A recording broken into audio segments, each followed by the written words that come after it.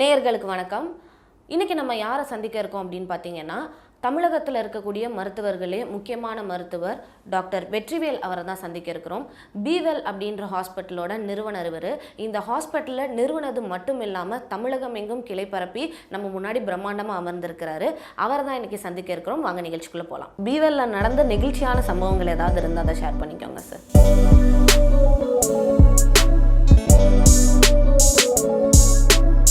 நிறையா சொல்லலாம். ஏன்னா டே டு டே எங்கள் டீம் வந்து இந்த எமர்ஜென்சி கேரில்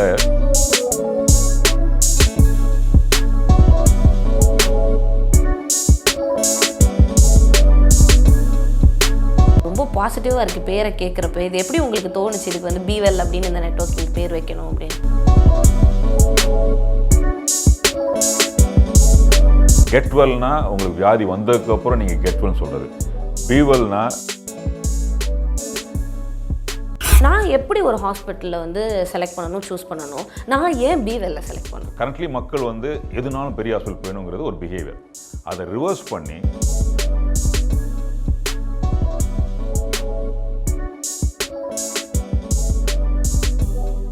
வணக்கம் சார். வணக்கம் சார், முதல் கேள்வியே வந்து இப்படி ஒரு மருத்துவமனையை நிறுவனம் அப்படின்ற அந்த ஒரு எண்ணம் உங்களுக்கு எப்போ ஆரம்பிச்சது சார்? அதை பற்றி சொல்லுங்கள். நான் 2001 இந்தியாவுக்கு வந்தேன். ஆஃப்டர் ஒரு 10 வருஷமாக அப்ராடில் ட்ரைனிங் முடிச்சுட்டு இந்தியாவுக்கு வந்தேன். இந்தியாவில் வந்து ஒரு பெரிய தலை சிறந்த மருத்துவமனையில் வேலை பார்த்தேன். அப்போது நம்ம இந்தியன் சினாரியோ ஹெல்த் கேர் சினாரியோன்னு சொல்லுவாங்க இல்லையா, அதில் பார்த்தீங்கன்னா private health care, public health care இருந்துச்சு. ப்ரைவேட் ஹெல்த் கேரில் வந்து எல்லாருமே பெரிய பெரிய ஹாஸ்பிட்டலாக தான் இருந்தாங்க. ஸோ ஒரு சின்னதாக நம்ம வீட்டுக்கு அருகில் இருக்கிற மாதிரி ஒரு ஸ்டாண்டர்டைஸ்ட் ஹாஸ்பிட்டல் நெட்வொர்க் இல்லாத ஒரு பெரிய கேப்பாக பார்த்தேன். ஸோ அது ஒரு ஆப்பர்ச்சுனிட்டி மாதிரி தெரிஞ்சது எனக்கு. அது ஆப்பர்ச்சுனிட்டி தெரிஞ்சவொடனே ஐ தாட் புட்டி ஒரு பிஸ்னஸ் மாடல் மாதிரி ரெடி பண்ணி 2011 பிவலோட முதல் மருத்துவமனையை தொடங்கினேன். 2011. Okay sir. Multi speciality hospital அப்படின்றப்போ இப்போ நிறையா வந்துருச்சு. ஸோ அதிலலாம் இருந்து பிவெல் எந்த விதத்தில் தனித்துவமாக இருக்குது, அதை பற்றி சொல்லுங்கள் சார். இப்போ மருத்துவமனையில் மல்டி ஸ்பெஷாலிட்டி அப்படிங்கிறது மட்டும் இல்லாமல் emergency care is one of the main pillar of Bewell hospital. So Bewell hospital வந்து நெய்பர்ஹுட் அப்படின்னு ஏன் சொல்கிறோன்னா, ஒருத்தர் வீட்டிலிருந்து ஒரு 15-20 மினிட்ஸ்க்குள்ளே ரீச் ஆகிற மாதிரியான டிஸ்டன்ஸில் நம்ம ஹாஸ்பிட்டல் இருக்கணும். அந்த டிஸ்டன்ஸில் இருந்தால் தான் எமர்ஜென்சி கேர் நல்லா கொடுக்க முடியும். ஸோ மித்த ஹாஸ்பிட்டல் நமக்கு என்ன வித்தியாசம் பார்த்தீங்கன்னா, emergency care is something 24 hours required. 24 மணி நேரமும் நமக்கு இன்டென்சிவாக டீமு, ஹாஸ்பிட்டல் ஃபங்க்ஷனிங் எல்லாம் இருந்தால் தான் பண்ண முடியும். சின்ன ஹாஸ்பிட்டலில் பண்ணுறது பெரிய சேலஞ்ச். ஸோ நிறையா ஹாஸ்பிட்டலில் மல்டி ஸ்பெஷாலிட்டி மட்டும் இருக்கும், எமர்ஜென்சி இருக்காது. ஸோ நாங்கள் பண்டில் பண்ணி எமர்ஜென்சி இருக்கும், மல்டி ஸ்பெஷாலிட்டி இருக்கும், கூடவே ப்ரிவென்டிவ் ஹெல்த் கேரையும் கொண்டு வந்திருக்கும். So that is the difference between other small hospitals and Be Well hospitals. Okay sir. இப்போது எல்லா இன்டர்வியூலாம் எடுத்தோடனே உங்களை பற்றி கேட்டுட்டு தான் ஹாஸ்பிட்டல் பற்றி கேட்பாங்க. நான் ஹாஸ்பிட்டல் பற்றி கேட்டுட்டேன். இப்போ உங்களை பற்றி சொல்லுங்கள் சார். நீங்கள் எப்படி வந்து இந்த துறைக்குள்ளே வந்தீங்க, அதை பற்றி சொல்லுங்கள். நான் பிறந்து வளர்ந்ததெல்லாம் சிவகாசி. எங்கள் வீட்டில் யாருமே டாக்டர் கிடையாது. ஸோ +2 முடித்த உடனே எனக்கு மெடிசின் சீட் கிடச்சிது by merit. So the whole family was thrill. So I was also very anxious. So MBBS Stanley medical college join பண்ணேன் 1986. தென் 1991 முடித்தேன். முடித்ததுக்கப்புறம் I again went abroad for 9 years. So whole thing up to 2000 வரைக்கும் I was a medical doctor specialising in orthopaedics. 2000 இந்தியாவுக்கு வந்ததுக்கப்புறம் I took a special liking in to hospital administration. So I did my MPhil from BITS Pilani in hospital management, and then I started working in administrative posts inside a leading hospital. Last 22 years I've been running only administrative works and I really manage hospitals. So that has been my strength, and clinical practice ரொம்ப பண்ணுறது கிடையாது. So purely into administration now. into administration. Okay sir. Be Well இந்த பேருக்கான காரணம் என்ன sir? ரொம்ப பாசிட்டிவாக இருக்குது பேரை கேட்குறப்ப. இது எப்படி உங்களுக்கு தோணுச்சு இதுக்கு வந்து பிவெல் அப்படின்னு இந்த நெட்வொர்க்கிங் பேர் வைக்கணும் அப்படின்னு? 2010 இந்த கான்செப்ட் திங்க் பண்ணி ஆரம்பித்து நாங்கள் பேசிகிட்டு இருக்கும்போது we had a core group. நிறைய டிஸ்கஸ் பண்ணும்போது ஹாஸ்பிட்டலுக்கு பேர் என்ன வைக்கணும் அப்படின்னு தோணும்போது நிறைய ஃபேன்சி பேர்லாம் வந்தது. ஸோ எல்லோரும் சொல்லும்போது கடைசியில் நம்ம மருத்துவமனை எதுக்காக கேட்டுறோம் அப்படின்னு சொல்லிட்டால், மக்கள் நல்லா இருக்கணும். ஸோ கெட்வெல்னா உங்களுக்கு வியாதி வந்ததுக்கப்புறம் நீங்கள் கெட்வெல்னு சொல்கிறது. பிவெல்னா வியாதி வராமே பிவெல் அப்படின்னு சொல்கிறது. So we are more focus towards preventive lifestyle management concept. So that ஃப்யூச்சரில் people should actually Bewell always. அந்த கான்செப்டில் தான் அந்த பேர் பிவெல்னு வச்சு நல்லா இருந்ததுன்னு பார்த்துட்டு we named it as Bewell hospitals. இந்த ஹாஸ்பிட்டல் ஆரம்பத்தில் உங்களுக்கு இருந்த வரவேற்பு எப்படி இருந்தது, அதுக்கப்புறம் எப்படி இதில் பார்க்குறோம் இவ்வளோ பிரான்ச்சஸ் இருக்குது, ஸோ இந்த பிரான்ச்சஸ் வளர்கிறதுக்கான அந்த ஒரு இதையும் சொல்லுங்கள் சார். டு பி ஹானஸ்ட் 2011 நாங்கள் அந்த ஹாஸ்பிட்டல் ஆரம்பிச்சும் போது we were yet another hospital. So எல்லோரும் 10-11 ஒரு ஹாஸ்பிட்டல் நினச்சாங்க. பட் அதுக்கப்புறம் நம்ம மாடல் வந்து இப்போ ஒரு டாக்டர் ஒரு ஹாஸ்பிட்டல் நடத்துவாங்க யூஸ்வலாக. ஸோ அந்த ஒரு டாக்டர் ஒரு ஹாஸ்பிட்டல் அவரோட ஓன் இன்ட்ரெஸ்ட்டில் நடத்திக்கிட்டு இருப்பார். It not be expanding any further. So Bewell நம்ம ஆரம்பித்தோன்னே வி டிசைடட் நம்ம இது ஒரு இடத்துல ஒரு ஆளுக்கு மட்டும் பயன்படக்கூடாது, எல்லா மக்களுக்கும் பயன்படணும். அப்படின்னா we should create a bigger network. So network create பண்ணுறதுல வந்து என்ன அட்வான்டேஜ்னா உங்களுக்கு obviously very big network as we keep growing there will be lot of advantages. சரி, ஃபார் எக்ஸாம்பிள் ஒரு மருந்து நம்ம வாங்குறோன்னா கூட நெட்வொர்க்கில் 10 ஹாஸ்பிட்டல் 15 ஹாஸ்பிட்டல் வாங்கும்போது மருந்து விலை கம்மியாக இருக்கும். அந்த மருந்து விலை ஆட்டோமேட்டிக்காக பேஷண்ட்ஸுக்கு நம்ம பாஸ் ஆன் பண்ணுவோம். ஸோ ஹெல்த் கேரோட காஸ்ட்டை வந்து we can actually reduce by creating a network. So that was something which we tried and we were unique compared to any other players. So it was a intuitive start in 2011 and we have got 10 hospitals and we are growing with the big ambitious plans. இந்த hospital ஆரம்பத்தில் கண்டிப்பாக எந்த ஒரு பிஸ்னஸாக இருந்தாலுமே மிகப்பெரிய ஹடில் ஏதாவது ஒன்று வந்திருக்கும், அதை பிளேஸ் பண்ணுறதுக்கு பொசிஷன் பண்ணுறதுக்கு கஷ்டப்பட்டிருப்போம் தான். ஸோ அப்படி நீங்கள் பட்ட கஷ்டம் என்ன, ஸோ அதிலேருந்து எப்படி நீங்கள் வெளியில் வந்தீங்க, அதை பற்றி சொல்லுங்கள் sir. I think one of the கஷ்டம் பார்த்தீங்கன்னா I would actually bucket into two category. ரெண்டுமே ஒருத்தர் டிபெண்ட் தான். ஒன்று வந்து பேசிக்கலி ஸ்டாஃப். ஹாஸ்பிட்டல் வந்து இட்ஸ் நாட் அபவுட் ஒரு மெஷின் மாதிரி கிடையாது. இது வந்து மனிதர்கள் வந்து இயங்குகிற ஒரு யூனிக் என்விரான்மெண்ட். ஸோ ஒரு டாக்டர்லேருந்து நர்சஸ், ஹவுஸ் கீப்பிங் எல்லாருமே ஒரு பலதரப்பட்ட மக்கள் ஒரு ஹாஸ்பிட்டலில் ட்ரீட்மெண்ட்டுக்கு ரொம்ப இம்பார்ட்டண்ட்டாக இருப்பாங்க. So getting the right people was always a challenge. So we actually initially had a lot of challenge in recruitment. So people வருவாங்க then போயிடுவாங்க. So it took us a long time for them to understand that நம்ம ஒரு பெரிய நெட்வொர்க்கில் வரோம், ஒரு புது கான்செப்டில் வரோம் அப்படின்னு அண்டர்ஸ்டாண்ட் பண்ணி ஸ்டிக் ஆன் பண்ணுறது was a big challenge. So now actually இப்போ பார்த்தீங்கன்னா we are actually being people refer. அந்த முதல்ல நமக்கு பெருமையாக வெளியே தெரியாது, இப்போ slowly everybody knows. So people start referring people to us. So that was one of the biggest challenge that we initially faced. And the second thing is system. நம்ம ஊரில் anything and everything we should not be done by whims and fancy. இப்போ ஒரு individual இருக்கார், அவர் இப்படி பண்ணணும்னு அவர் நினச்சி பண்ணக்கூடாது. So எல்லாமே சிஸ்டம். ஃபார் எக்ஸாம்பிள் பேஷண்ட் உள்ளே வந்தவொடனே அவரை எப்படி ரிசீவ் பண்ணணும், அது ஒரு சின்ன எக்ஸசைஸ். அவங்க நீங்கள் பேஷண்ட்டை வந்து வணக்கம் சொல்லி ரிசீவ் பண்ணி அவங்க வரும்போது ஒரு பயத்தோடு வருவாங்க. அந்த பயத்தை நீக்கிற மாதிரி வந்தாங்கன்னா வணக்கம் சொல்லி ஒன்றும் இல்லை, ஒரு ரிஜிஸ்ட்ரேஷன் ஃபார்ம் இருக்குது பண்ணுங்கள், அப்புறம் உங்களுடைய குறைங்களை சொல்லுங்கள், நர்ஸ் பார்ப்பாங்க, எவாலுவேட் பண்ணுவாங்க, அதுக்கப்புறம் டாக்டர் பார்ப்பாங்க, ட்ரீட்மெண்ட் பிளான் சொல்லுவாங்க, இன்வெஸ்டிகேஷன் பண்ணுவாங்கங்கிற இதெல்லாமே ஒரு ஸ்டாண்டர்ட் ஆப்ரேட்டிங் ப்ரொசீஜர் மாதிரி செட் பண்ணி ரன் பண்ணுறது தான் வாஸ் பிக் சேலஞ்ச். ஸோ இந்த சின்ன ஹாஸ்பிட்டல் பண்ண முடியுமா அப்படின்னு நிறைய பேர் கேள்வி கேட்டாங்க. But we have done that and we have proved it.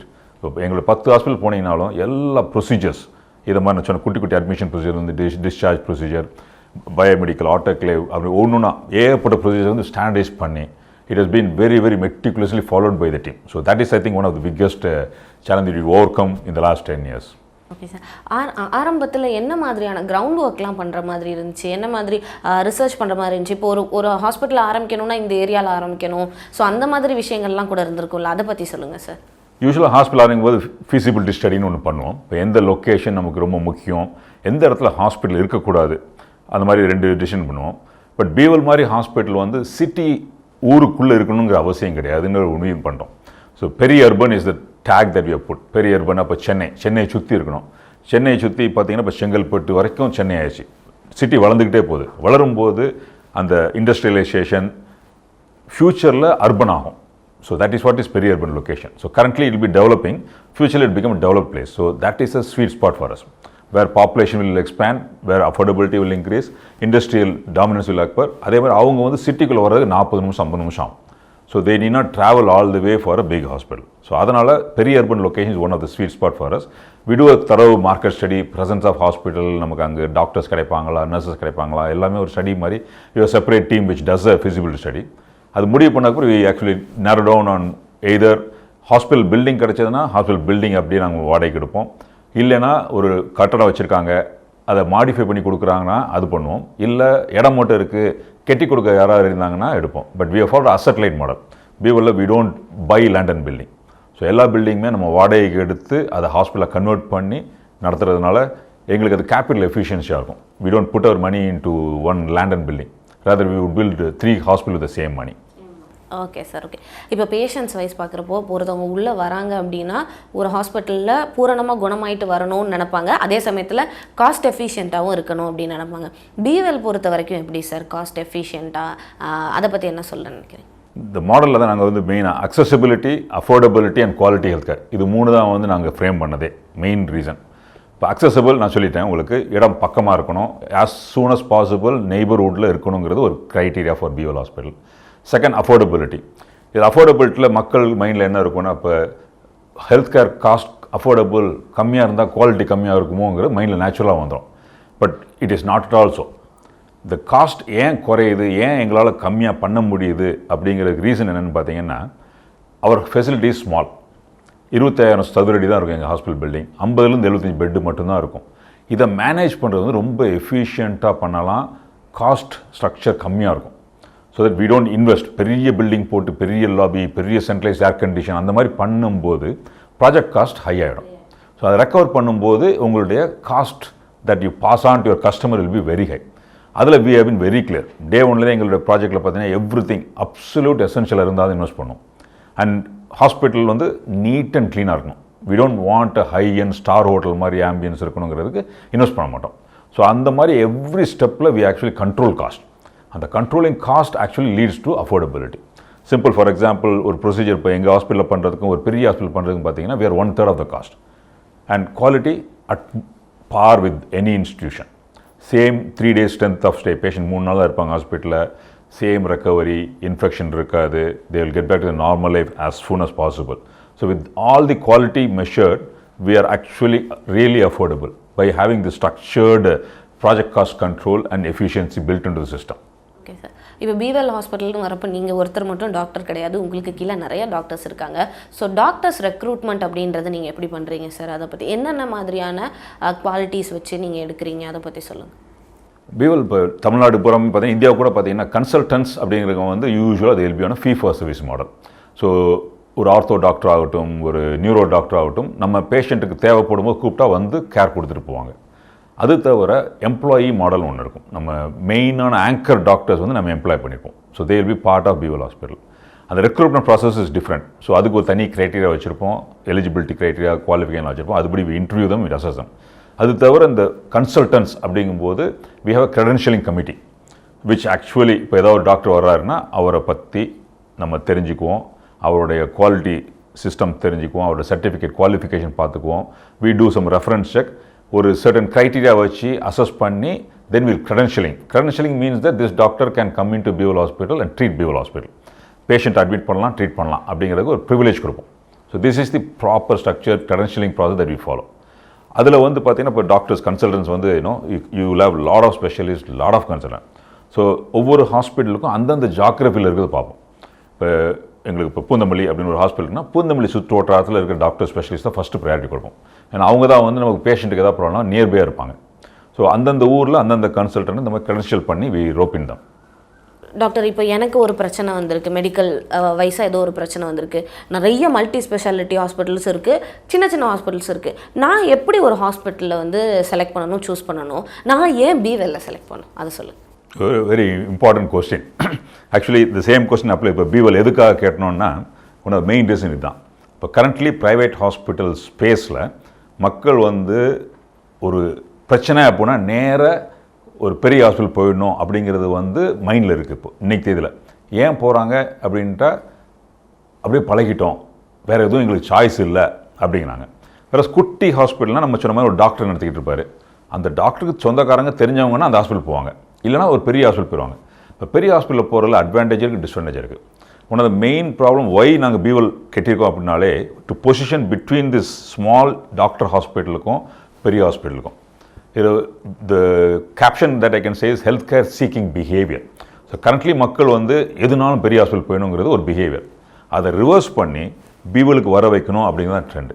ஏன் அப்படின்னு கேட்டிங்கன்னா செகண்டரி கேர், டெர்ஷரி கேர்னு இருக்குது. ப்ரைமரி கேர் வந்து நீங்கள் டாக்டர் சும்மா தலைவலி காய்ச்சலுக்கு ஊசி போடுறது ப்ரைமரி கேர், கிளினிக்கில் நடக்கும். அதுக்கு அடுத்தது வந்து secondary care hospital. Secondary care ஹாஸ்பிட்டலில் என்னெல்லாம் பண்ணலாம் அப்படிங்கிற ட்ரீட்மெண்ட் லிஸ்ட் பார்த்தீங்கன்னா பெரிய டெர்ஷரி கேர் ஹாஸ்பிட்டலில் பண்ணுற 60 to 70% ஆஃப் ப்ரொசீஜர்ஸை செகண்டரி கேரில் பண்ணலாம். எக்ஸாம்பிள் உங்கள் டான்சில் எடுக்கிறது, அப்பெண்டிக்ஸு, ஜாயிண்ட் ரீப்ளேஸ்மெண்ட், இதெல்லாமே falls in secondary care hospital. இந்த செகண்டரி கேர் ப்ரொசீஜர்ஸை நீங்கள் பெரிய ஹாஸ்பிட்டலில் பண்ணும்போது உங்களுக்கு காஸ்ட் ஜாஸ்தியாகுது. கரண்ட்லி மக்கள் வந்து இந்த செகண்டரி கேர் ஹாஸ்பிட்டல் சாய்ஸ் இல்லாததுனால பெரிய ஹாஸ்பிட்டலுக்கு போகிறாங்க. So whole existence of BWL வந்து creating the secondary care network so that people don't go for small procedures to bigger hospital. பெரிய ஹாஸ்பிட்டல் வந்து டிரான்ஸ்பிளான்ட் பண்ணுவாங்க, கார்டியாக் ப்ரொசீஜர் பண்ணுவாங்க. BWL நாங்கள் அது பண்ணுறதில்ல. ஹார்ட் டிரான்ஸ்பிளான்ட்டு, லங் டிரான்ஸ்பிளான்ட் தவிர மேஜராக கார்டியாக் இன்டர்வென்ஷன் ப்ரொசீஜர்ஸ் இல்லாமல் organ transplant, major neuro surgery, இது தவிர எல்லாமே BWL ஹாஸ்பிட்டலில் பண்ண முடியும். அதுதான் கான்செப்டே. இந்த 50லேருந்து 75 பெட் ஹாஸ்பிட்டலில் இவ்வளோ ப்ரொசீஜர் பண்ண முடியும் அப்படிங்கிற கான்செப்ட் ப்ரூவ் பண்ணுறதுனால இப்போ மக்களுக்கு அந்த health care seeking behaviour naturally இப்போ எங்களுக்கு 10 ஹாஸ்பிட்டலுக்கு கொஞ்சமாக மக்களுக்கு தெரிய ஆரம்பிக்குது. எங்களோட ஐடியா வந்து we should be the first port of call. உங்களுக்கு ஹெல்த் கேர் எனக்கு ஒரு பிரச்சனை அப்படின்னு முடிவு பண்ண உடனே பக்கத்தில் நியரஸ்ட் BWL ஹாஸ்பிட்டல் எங்கே இருக்குது அங்கே போவோம். அங்கே போயிட்டு நமக்கு ட்ரீட்மெண்ட் பண்ணுவாங்க. சப்போஸ் அவங்களால பண்ண முடியாத டெர்ஷரி கேர் ப்ராப்ளம் நமக்கு இருக்குன்னா அவங்களே கரெக்டாக அனுப்பி பெரிய ஹாஸ்பிட்டல் ட்ரீட்மெண்ட் பண்ணுவாங்க. அப்படிங்கிற அந்த பிஹேவியரை கொண்டு வரதுக்காக தான் நாங்கள் BWL ஹாஸ்பிட்டலே கட்டிக்கிட்டு இருக்கோம். So that is one of the main important reason why BWL is existing today.